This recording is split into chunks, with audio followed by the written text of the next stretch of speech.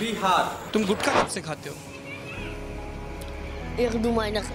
एक बिहार नाम सुन के सबसे पहले मन में क्या आता है? मेरे माइंड में बहुत सारी पॉपुलेशन आती है। बिहार का बारे में सवाल आता है तो बिहार का सबसे पहले यही सवाल आता है कि वहाँ के unemployment. When you talk about Bihar it's like पागलपन, लालू। मजदूर और गरीब लोग। बिहार सुनते ही इट्स लाइक कि कुछ नहीं हो सकता। जब भी मैं बिहार का नाम सुनती हूँ मेरे दिमाग में ना एक गरीबी जैसी इमेज आती है। बिहार के बारे में गरीबी है। क्रिमिनल्स, क्राइम, क्रिमिनलिटी इतनी ज़्यादा है कि उसको लेके आदमी सबसे पहला कॉन्सेप्ट आता है यार बिहारी भी। बिना सेंस और देहाती माइंड सेट वाले लोग।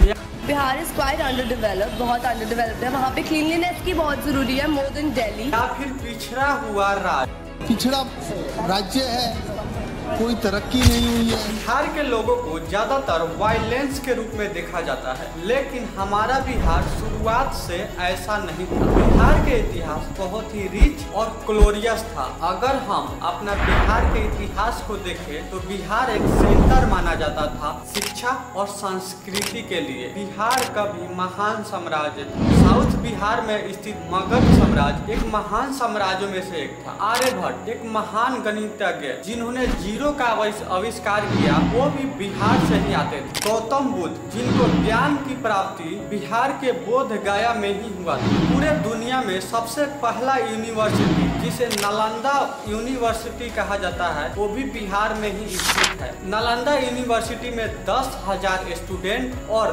2,000 शिक्षक रहते थे। Mahabuddha temple, Mundeshwari temple, Vishnupad temple जिसे माना है कि पूरे भारत भर में सबसे पुराना मंदिरों में से एक। बिहार के जमीन सबसे उपजाऊ और प्रसिद्ध है।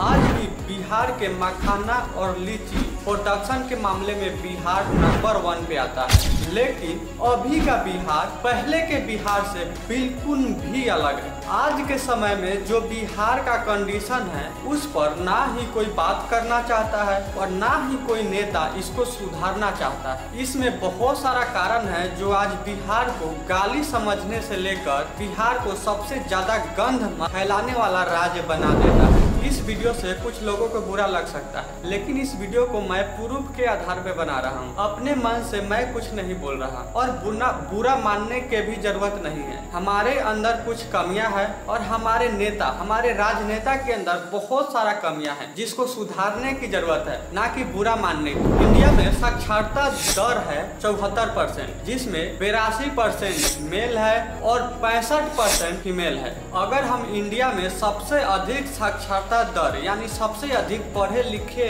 लोगों वाले राज्य को देखें तो नंबर 1 पर आता है केरला। केरला में 93% साक्षरता दर है। और वहीं अगर इंडिया में सबसे कम पढ़े लिखे लोगों वाले राज्य को देखें तो हमारा सबसे कम पढ़े लिखे लोगों वाला राज्य आता है बिहार, जिसमें 63% साक्षरता दर। सबसे खराब शिक्षा में बिहार नंबर 1 पर आता है। सबसे खराब शिक्षा में, मैं सबसे अच्छा शिक्षा की बात नहीं कर रहा हूँ, सबसे खराब शिक्षा में बिहार नंबर 1 पे आता है। अब यहाँ पर एक सवाल आता है कि हमारा इंडिया गवर्नमेंट बिहार के शिक्षा के लिए बजट प्रोवाइड करती है या फिर नहीं, आइए देखते हैं। यहाँ पर एक रिपोर्ट देखो। अगर भारत में कोई भी राज्य केंद्र सरकार को 100 रुपए टैक्स पे करता है तो उसको रिटर्न में केंद्र सरकार से रिटर्न में उस राज्य को कितना मिलता है। आसान भाषा में समझो, अगर कोई भी राज्य केंद्र सरकार को कमाकर 100 रुपए देता है तो उसको रिटर्न में केंद्र सरकार से उस राज्य को कितना मिलता है। यहाँ पर एक ग्राफ देखिए।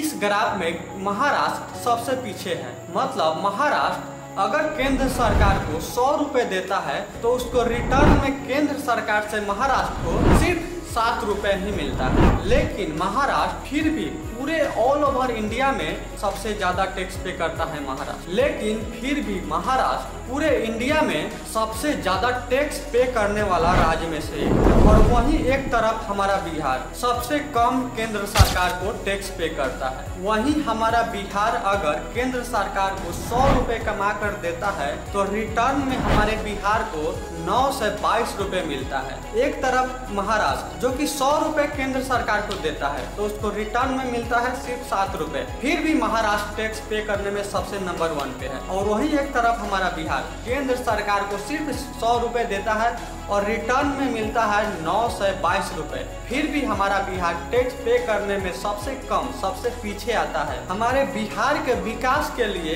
केंद्र सरकार के द्वारा बिहार को सबसे ज्यादा पैसे दिए जाता है ताकि बिहार का विकास हो सके, बिहार के गरीबी दूर हो सके। भारत के सभी स्टेट के मुकाबले बिहार को सबसे अधिक पैसा दिया जाता है ताकि बिहार के विकास हो सके। लेकिन फिर भी बिहार के क्या हालत है आप सभी को पता है, बताने की कोई जरूरत नहीं। देखो भारत में किस राज्य को कितना पैसा मिलना चाहिए, यह एक सिस्टम भारत सरकार द्वारा बनाया गया है। भारत सरकार सभी स्टेट के हालात को देखकर किस स्टेट को कितना पैसा मिलना चाहिए उसी हिसाब से बजट पास किया जाता है। और हमारे बिहार के हालात को ठीक करने के लिए बिहार को सबसे ज्यादा पैसे मिलता है केंद्र सरकार द्वारा। लेकिन बिहार को सबसे ज्यादा पैसे मिलने के बाद भी वो पैसा जाता कहाँ है वो बताने की जरूरत नहीं है, आप सभी को पता है, आप खुद समझदार हो, समझ सकते हो। बिहार में जंगल राज कई सालों से चला आ रहा है। बिहार के सरकार, बिहार के नेता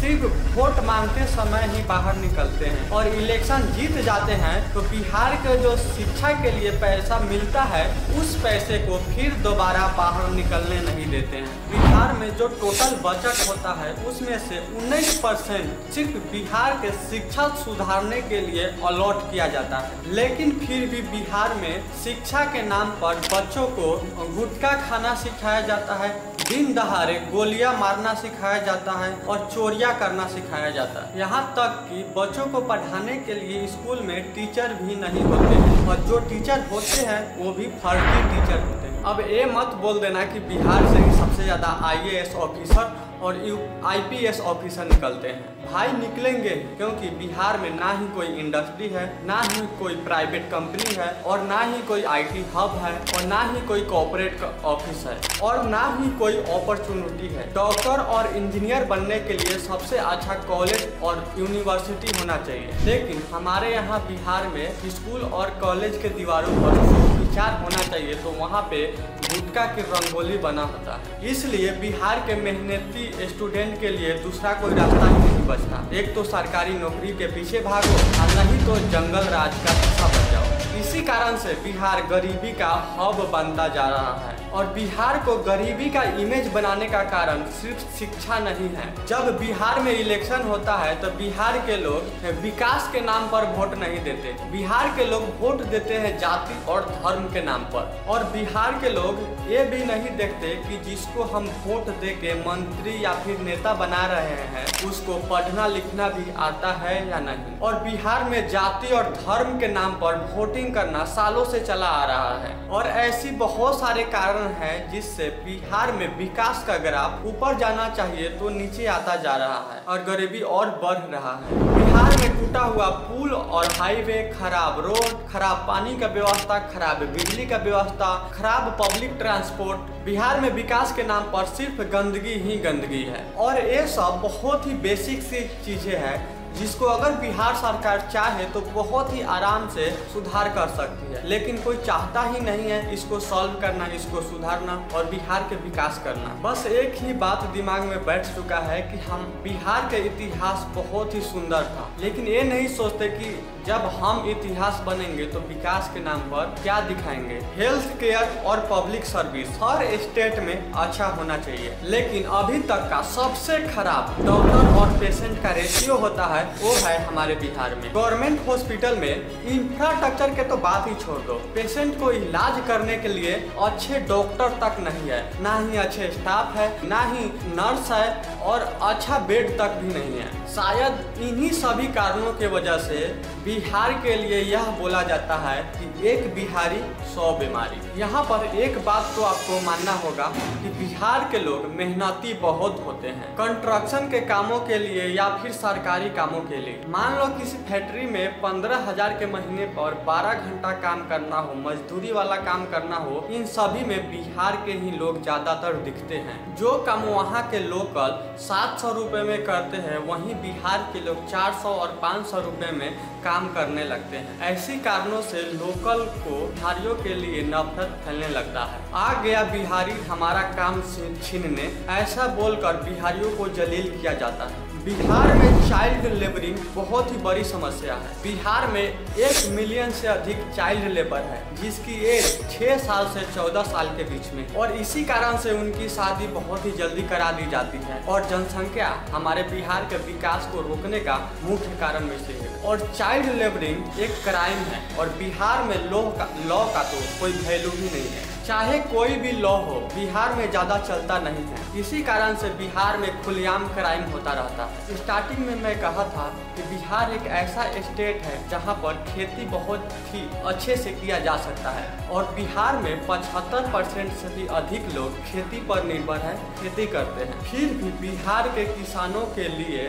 खेती करने का व्यवस्था उतना अच्छा नहीं है जितना अच्छा होना चाहिए, क्योंकि खेती करने के लिए बिहार के लोग जो तरीका यूज करते हैं, वो तरीका आज के जमाने के लिए बिल्कुल भी सूटेबल नहीं है। बहुत ही पुराना तरीका है खेती करने का। और बिहार में हर एक साल बाढ़ का हालात बन जाता है, जिससे किसानों को बहुत नुकसान होता है खेती करने में। और ऐसा हालात तब बनता है जब सरकार बाढ़ को कंट्रोल करने के लिए कोई बड़ा कदम नहीं उठाती है। बिहार में 1-2 ही सिटी है जिस सिटी में विकास थोड़ा देखने को मिलता है, बाकी सारे सिटी वैसे ही पड़ा हुआ है बिना विकास के। और इसी कारण से हर बिहारी का इमेज खराब होता है। और ऐसे हालात के पीछे बिहार में भ्रष्टाचार और भ्रष्ट नेता के ही हाथ होता है। देखो, कोई भी स्टेट विकास की ओर कब जाता है जब उस स्टेट में अच्छा शिक्षा का व्यवस्था हो, अच्छा हॉस्पिटल का व्यवस्था हो, अच्छा ट्रांसपोर्ट का व्यवस्था हो। अगर हम खेती पर निर्भर है तो हमें खेती करने के लिए अच्छा तरीका और अच्छी टेक्नोलॉजी का व्यवस्था हो, जिससे हम खेती कर सके, अच्छे से उपजा सके। और ये सब कौन कर सकता है? तो एक नेता। तो जब तक हम एक अच्छा नेता, अच्छा लीडर नहीं चुनेंगे, तब तक हमारा विकास नहीं हो सकता। जब तक हम धर्म, जाति और पार्टी के नाम पर वोट देते रहेंगे, तब तक हमारे बिहार में भ्रष्ट नेता और सरकारी ऑफिसर आते रहेंगे और बिहार को और गरीब बनाते रहेंगे।